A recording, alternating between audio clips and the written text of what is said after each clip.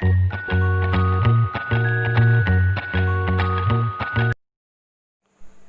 Friends, welcome to அக்கம் பக்கம் சமையல். இன்றைக்கி நம்ம என்ன பார்க்க போகிறோம்னா ஆப்பிள் ஹல்வாவும் ஆப்பிள் சட்னியும் எப்படி பண்ணுறதுன்னு பார்க்கலாம்.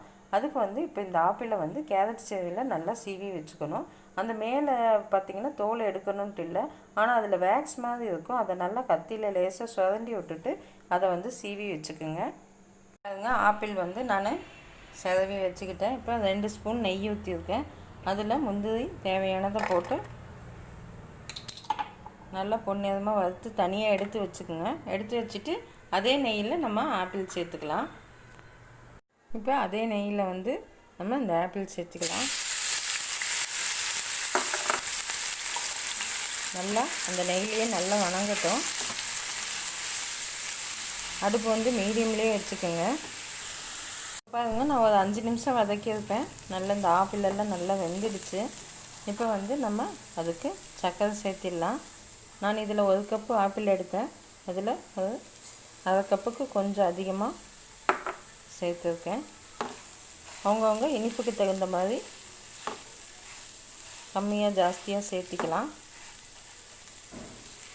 இது நல்லா மெல்ட் ஆகி நல்லா ஆப்பிளோடு சேர்ந்து நல்லா வேகட்டும். சர்க்கரையில் நல்லா மெல்ட் ஆகிடுச்சு. இந்த சமயத்தில் நம்ம ரோஸ் எசன்ஸ் சேர்த்திக்கலாம். இல்லைன்னா ஏலக்காய் தூள் சேர்த்திக்கிங்க. கொஞ்சம் கலர் பொடி சேர்த்துக்கவேன், ஃபுட் கலர். ஒரு 2 சிட்டிகை பட்டை தூள் சேர்த்திக்கிங்க. நல்லா கிண்டிக்கலாம். இப்போது இதுக்கு பார்த்திங்கன்னா நெய் நம்ம முதல்ல ஊற்றின நெய் தான். நெய் இழுக்கவே இல்லை, அப்படியே இருக்குது. இப்போ பார்த்திங்கன்னா நார்த்தன் சைடெல்லாம் பார்த்திங்கன்னா இந்த பட்டை வாசத்தோடையே தான் இந்த ஸ்வீட்டு எல்லா ஸ்வீட்டுமே செஞ்சுருப்பாங்க. அதே மாதிரி இதுவும் நல்லா அருமையாக வந்திருக்கு. இப்போ கடைசியாக முந்திரி சேர்த்துக்கலாம்.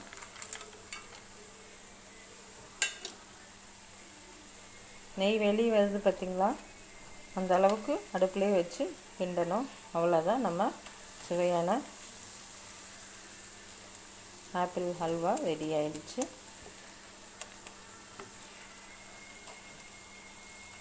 இப்போ ஸ்டவ் ஆஃப் பண்ணிடலாம்.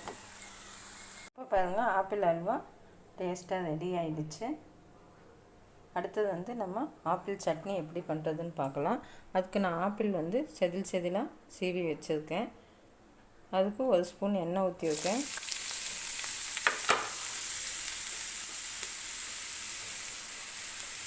அதே கேரட் சேர்வதிலே நம்ம சீவிக்கலாம்.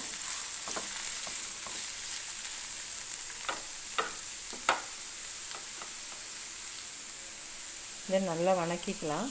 இப்போ ஆப்பிள் இந்த அளவுக்கு நல்லா வணங்கிடுச்சு. இந்த சமயத்தில் பார்த்திங்கன்னா 1/2 ஸ்பூன் மிளகாத்தூள் சேர்த்திக்கலாம்.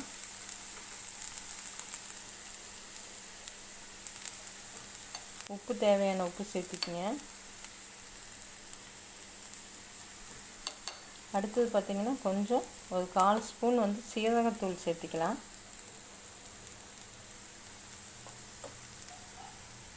கடைசியில் ஒரு வெல்லம் 1 பீஸ் போட்டுக்குங்க.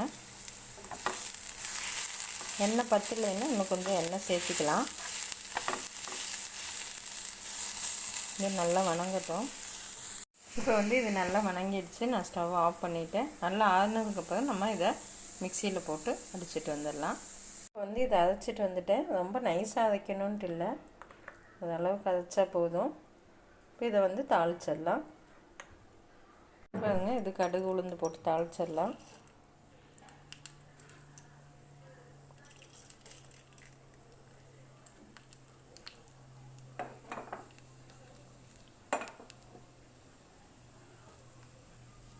ஒரு மிளகாய் போட்டுக்கோங்க,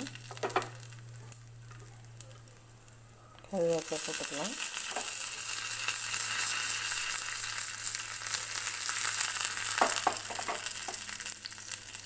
ஸ்டவ் ஆஃப் பண்ணிவிட்டு ஒரு சிட்டிக்கு பட்டை தூள் போட்டுக்குங்க. இப்போ பாருங்கள், நம்ம சுவையான ஆப்பிள் அல்வாவும் சட்னியும் ரெடி ஆகிடுச்சு. ரொம்ப டேஸ்ட்டாக வந்துருக்குது. இந்த சட்னி பார்த்திங்கன்னா நம்ம சொன்னால் தான் தெரியும் இது ஆப்பிளில் செஞ்சுருக்குதுன்ட்டு. அந்த அளவுக்கு டேஸ்ட்டாக வந்திருக்கு. கண்டிப்பாக செஞ்சு பார்த்துட்டு கமெண்ட் பண்ணுங்கள். தேங்க்யூ. இந்த வீடியோ பிடிச்சிருந்தா அக்கம் பக்கம் சேனலுக்கு சப்ஸ்கிரைப் பண்ணுங்கள். ஆரோக்கிய உணவு வாழ்க்கைக்கு நிறைவு. தேங்க்யூ.